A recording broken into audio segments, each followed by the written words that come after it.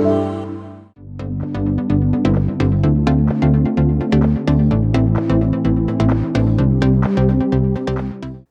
Everybody, আশা করি তোমরা সবাই খুব ভালো আছো। আমি ইন্দ্রজিৎ পারুই আবার তোমাদের সামনে হাজির পারুই একাডেমিতে।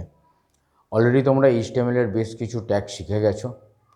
আজ আমি আগে যতগুলি ট্যাগ শিখেছো, যেমন text box, combo box, radio button, font, centre align, bold, italic, underline, এই সমস্ত কিছু নিয়ে আমি আজকের ওভারঅল একটা প্রোগ্রাম তোমাদেরকে করে দেখাচ্ছি। তাতে কী হবে, পুরনোগুলো রিভিশন হয়ে যাবে।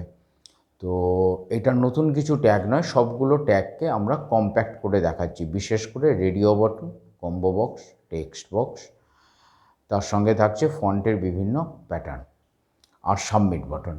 এগুলো আমরা কিভাবে একটা প্রোগ্রামের মধ্যে করব, আজকে তোমরা সেইটা দেখবে। আমি নতুন করে আর ট্যাগগুলোকে আমি ডিসকাস করছি না, আমি সরাসরি চলে যাব প্রোগ্রামে। তো সবাই যে যার কম্পিউটারে বা ল্যাপটপে নোটপ্যাড ওপেন করে নাও। তো চলো, আমিও আমার নোটপ্যাড ওপেন করে ফেলেছি, লক্ষ্য রাখো। তো চলো শুরু করা যাক। তাহলে প্রথমে দেখো HTML টাইপ করলাম, তারপরে হেড, তারপরে টাইটেল, এবার আসছে ফর্ম ক্রিয়েশন। আমি টাইটেলটাকে দিচ্ছি ফর্ম ক্রিয়েশন, তারপরে টাইটেলকে ক্লোজ করা হলো, হেডকে ক্লোজ করলাম।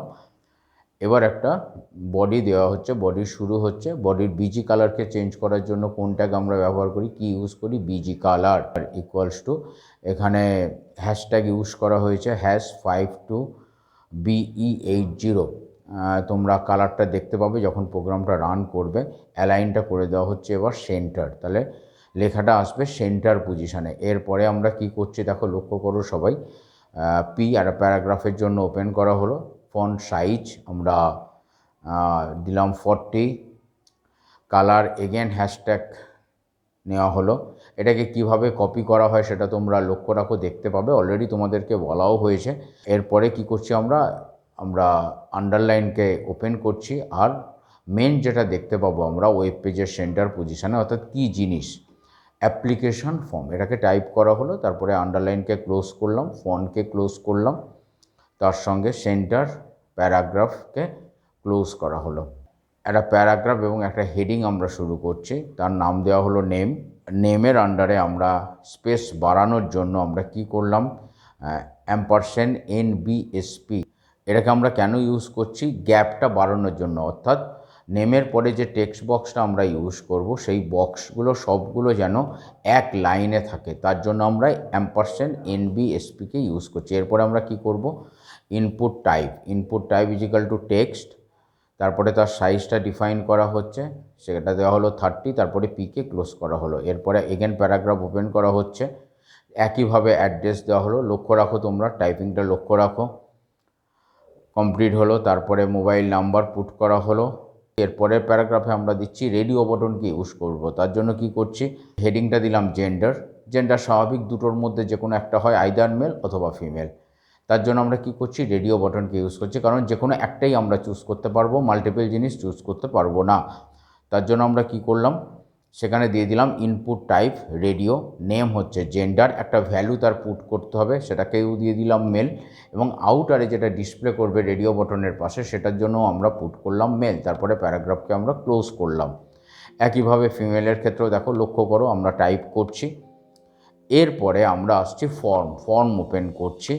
সেখানে আমরা কি করছি, বলছি চুজ ইওর ডিপার্টমেন্ট, সেখানে সিলেক্ট নেম, এখানে সিলেক্ট নেমে চুজ ইওর ডিপার্টমেন্ট লিখলাম।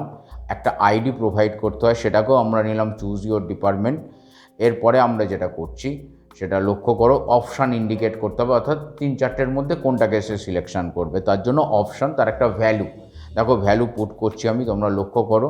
এটা একটা জাস্ট মেডিকেল বা নার্সিংহোম রিলেটেড কিছু একটা জিনিস কেউ যদি করতে চায় করতে পারে। তো এখানে ফিজিওথেরাপি আর ফিজিওলজি এই দুটো ডিপার্টমেন্ট দেওয়া হয়েছে। তো এগেন ফিজিওথেরাপি আউটারেও দেওয়া হলো।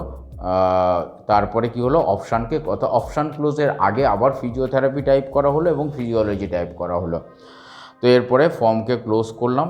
এরপরে বলছে চুজ ইওর ফুড, সেটাকে নেওয়া হচ্ছে চেকবক্স। আমি জাস্ট চেকবক্স করার জন্য কি করতে হবে, ইনপুট টাইপ চেকবক্স, তার একটা ভ্যালু থাকবে, একটা নেম থাকবে, আর কিচ্ছু নয়। বাইরে যেটা আমরা চুজ করব। এখানে যেমন ধরো দিচ্ছি আমরা ডাল, ভেজিটেবল, চিকেন, এটসেট্রা এটসেট্রা, সেগুলো দিয়ে দিলাম। তারপর আমরা প্যারাগ্রাফকে ক্লোজ করলাম, হেডিংকে ক্লোজ করলাম এবং আমরা বডিকে আমরা ক্লোজ করলাম। সব শেষে আমরা কি করছি, আমরা HTML-কে ক্লোজ করলাম।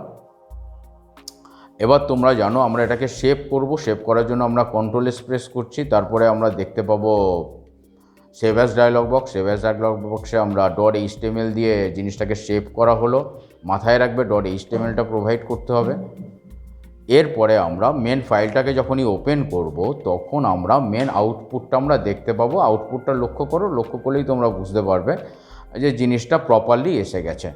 সবাই খুব ভালো থাকবে। তোমরা সবাই শেয়ার করো, সাবস্ক্রাইব করো, কমেন্ট করো, আর হোয়াটসঅ্যাপে তোমরা মেসেজ করতে থাকো, সবাই যেমন করছো, যদি কারোর কোনো প্রবলেম থাকে। আবার দেখা হচ্ছে পরের ভিডিওতে, খুব শিগগির, খুব তাড়াতাড়ি।